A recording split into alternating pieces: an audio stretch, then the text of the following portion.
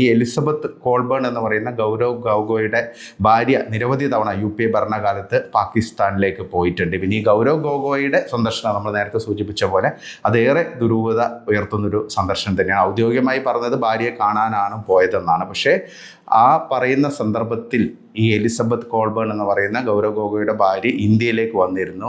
അന്ന് തരുൺ ഗൊഗോയാണ് അസമിൻ്റെ മുഖ്യമന്ത്രി, അതായത് ഗൗരവ് ഗൊഗോയുടെ അച്ഛൻ. അപ്പോൾ സ്വാഭാവികമായിട്ടും ഈ ടൈമിംഗ് കറക്റ്റ് അല്ല, ആ പറയുന്ന കാര്യം തെറ്റാണെന്നുള്ള കാര്യത്തിൽ പ്രത്യേകിച്ച് സംശയമൊന്നുമില്ല. അപ്പം മൊത്തത്തിലൊരു ദുരൂഹതയാണ് ഇപ്പോൾ പുറത്ത് വന്നിരിക്കുന്നത്. അപ്പം ഗൗരവ് ഗൊഗോയ് ഇതിനെ വളരെ ലാഘവത്തോടെയൊക്കെയാണ് ഇപ്പം കാണുന്നത്.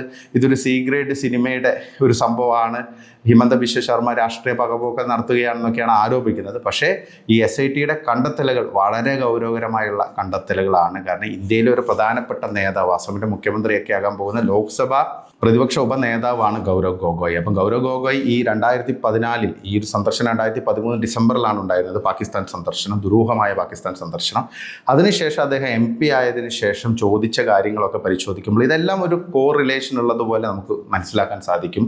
കാരണം പാർലമെൻറ്റിൽ ചോദിച്ചിരിക്കുന്ന പല ചോദ്യങ്ങളും ഇന്ത്യയുടെ ഡിഫൻസുമായി ബന്ധപ്പെട്ടും പാകിസ്ഥാനുമായിട്ടുള്ള നയങ്ങളും കശ്മീരുമായി ബന്ധപ്പെട്ടുള്ള കാര്യങ്ങളൊക്കെ തന്നെയാണ്. അപ്പോൾ ഈ രീതിയിൽ ഇൻ്റലിജൻസ് ബ്യൂറോയുടെയൊക്കെ നിർണായക വിവരങ്ങൾ UPA ഭരണകാലത്ത് പാകിസ്ഥാനി ഇവർ കൈമാറിയിട്ടുണ്ടെന്നുള്ള രീതിയിലുള്ള ഒരു അനാലിസിസ് ആണ് ഇപ്പോൾ മുന്നോട്ട് വന്നിരിക്കുന്നത്.